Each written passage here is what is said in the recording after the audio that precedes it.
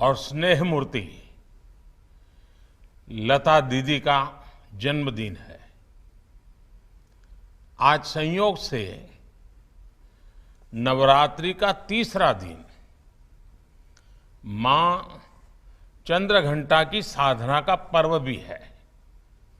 कहते हैं कि कोई साधक साधिका जब कठोर साधना करता है तो मां चंद्रघंटा की कृपा से उसे दिव्य स्वरों की अनुभूति होती है। लता जी मां सरस्वती की एक ऐसी ही साधिका थी जिन्होंने पूरे विश्व को अपने दिव्य स्वरों से अभिभूत कर दिया। साधना लता जी ने की, वरदान हम सबको मिला। अयोध्या में लता मंगेशकर चौक पर स्थापित की गई मां सरस्वती की ये विशाल वीणा संगीत की उस साधना का प्रतीक बनेगी। मुझे बताया गया है कि चौक परिसर में सरोवर के प्रवाहमय जल में संगमरमर से बने 92 श्वेत कमल लता जी की जीवन अवधि को दर्शा रहे हैं। मैं इस अभिनव प्रयास के लिए योगी जी की सरकार का, अयोध्या विकास प्राधिकरण का और अयोध्या की जनता का हृदय से अभिनंदन करता हूं। इस अवसर पर मैं सभी देशवासियों की तरफ से भारत रत्न लता जी को भावभीनी श्रद्धांजलि देता हूं। मैं प्रभु श्री राम से कामना करता हूं उनके जीवन का जो लाभ हमें मिला वही लाभ उनके सूरों के जरिए आने वाली पीढ़ियों को भी मिलता रहे। साथियों, लता दीदी के साथ जुड़ी हुई मेरी कितनी ही यादें हैं, कितनी ही भावुक और स्नेहिल स्मृतियां हैं।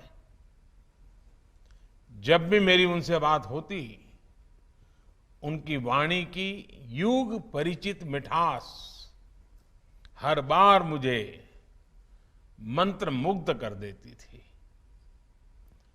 दीदी अक्सर मुझसे कहती थी, मनुष्य उम्र से नहीं कर्म से बड़ा होता है और जो देश के लिए जितना ज्यादा करे वो उतना ही बड़ा है। मैं मानता हूं कि अयोध्या का ये लता मंगेशकर चौक और उनसे जुड़ी ऐसी सभी स्मृतियां हमें देश के प्रति कर्तव्य बोध का भी एहसास कराएगी। साथियों, मुझे याद है जब अयोध्या में राम मंदिर निर्माण के लिए भूमि पूजन संपन्न हुआ था तो मेरे पास लता दीदी का फोन आया था। वो बहुत भावुक थी, बहुत खुश थी, बहुत आनंद में भर गई थी और बहुत आशीर्वाद दे रही थी। उन्हें विश्वास नहीं हो रहा था कि आखिरकार राम मंदिर का निर्माण शुरू हो रहा है। आज मुझे लता दीदी का गाया वो भजन भी याद आ रहा है, मन की अयोध्या तब तक सूनी जब तक राम न आए। अयोध्या के भव्य मंदिर में श्री राम आने वाले हैं और उससे पहले करोड़ों लोगों में राम नाम की प्राण प्रतिष्ठा करने वाली लता दीदी का नाम अयोध्या शहर के साथ हमेशा के लिए स्थापित हो गया है। वहीं रामचरित मानस में कहा गया है, राम ते अधिक राम कर दासा, अर्थात राम जी के भक्त राम जी के भी पहले आते हैं। संभवतः इसलिए राम मंदिर के भव्य निर्माण के पहले उनकी आराधना करने वाली उनकी भक्त लता दीदी की स्मृति में बनाए चौक भी मंदिर से पहले ही बन गया है। साथियों, प्रभु राम तो हमारी सभ्यता के प्रतीक पुरुष है। राम हमारी नैतिकता के, हमारे मूल्यों, हमारी मर्यादा, हमारे कर्तव्य के जीवंत आदर्श हैं। अयोध्या से लेकर रामेश्वरम तक राम भारत के कण कण में समाये हुए हैं।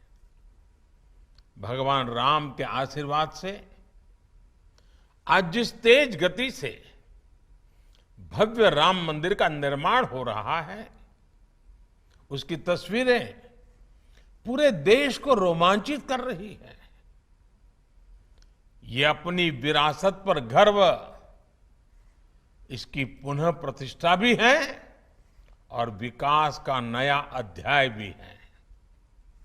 मुझे खुशी है कि जिस जगह पर लता चौक विकसित किया गया है, वो अयोध्या में सांस्कृतिक महत्व के विभिन्न स्थानों को जोड़ने वाला प्रमुख स्थलों में से एक है। ये चौक राम की पैड़ी के समीप है और सरयू की पावन धारा भी उससे बहुत दूर नहीं है। लता दीदी के नाम पर चौक के निर्माण के लिए इससे बेहतर स्थान और क्या होता। जैसे अयोध्या ने इतने युगों बाद भी राम को हमारे मन में साकार रखा है, वैसे ही लता दीदी के भजनों ने हमारे अंतर मन को राममय बनाए रखा है। मानस का मंत्र श्री रामचंद्र कृपालु भजमन हरण भव भय दारुणम, या फिर मीराबाई का पायो जी मैंने राम रतन धन पायो। अनगिनत ऐसे भजन, बापू का प्रिय भजन वैष्णव भजन हो, या फिर जन जन के मन में उतर चुका तुम आशा विश्वास हमारे राम, ऐसे मधुर गीत हो। लता जी की आवाज में इन्हें सुनकर अनेकों देशवासियों ने भगवान राम के दर्शन किए हैं। हमने लता दीदी के स्वरों की दैवीय मधुरता से राम के अलौकिक माधुर्य को अनुभव किया है। और साथियों, संगीत में ये प्रभाव केवल शब्दों और स्वरों से नहीं आता। ये प्रभाव तब आता है जब भजन गाने वाले में वो भावना हो, वो भक्ति हो, राम से वो नाता हो, राम के लिए वो समर्पण हो। इसलिए लताजी द्वारा उच्चारित मंत्रों में, भजनों में केवल उनका कंठ ही नहीं, बल्कि उनकी आस्था, आध्यात्मिकता और पवित्रता भी गूंजती है। साथियों, लता दीदी की आवाज में आज भी वंदे मातरम का आह्वान सुनकर हमारी आंखों के सामने भारत माता का विराट स्वरूप नजर आने लगता है। जिस तरह लता दीदी हमेशा नागरिक कर्तव्यों को लेकर बहुत सजग रही, वैसे ही ये चौक भी अयोध्या में रहने वाले लोगों को, अयोध्या आने वाले लोगों को कर्तव्य परायणता की प्रेरणा देगा। ये चौक, ये वीणा अयोध्या के विकास और अयोध्या की प्रेरणा को भी और अधिक गुंजायमान करेगी। लता दीदी के नाम पर बना ये चौक हमारे देश में कला जगत से जुड़े लोगों के लिए भी प्रेरणा स्थली की तरह कार्य करेगा। ये बताएगा कि भारत की जड़ों से जुड़े रहकर आधुनिकता की ओर बढ़ते हुए भारत की कला और संस्कृति को विश्व के कोने कोने तक पहुंचाना ये भी हमारा कर्तव्य है। भारत की हजारों वर्ष पुरानी विरासत पर गर्व करते हुए भारत की संस्कृति को नई पीढ़ी तक पहुंचाना ये भी हमारा दायित्व है। इसके लिए लता दीदी जैसा समर्पण और अपनी संस्कृति के प्रति अगाध प्रेम अनिवार्य है। मुझे विश्वास है भारत के कला जगत के हर साधक को इस चौक से बहुत कुछ सीखने को मिलेगा। लता दीदी के स्वर युगों युगों तक देश के कण कण को जोड़े रखेंगे। इसी विश्वास के साथ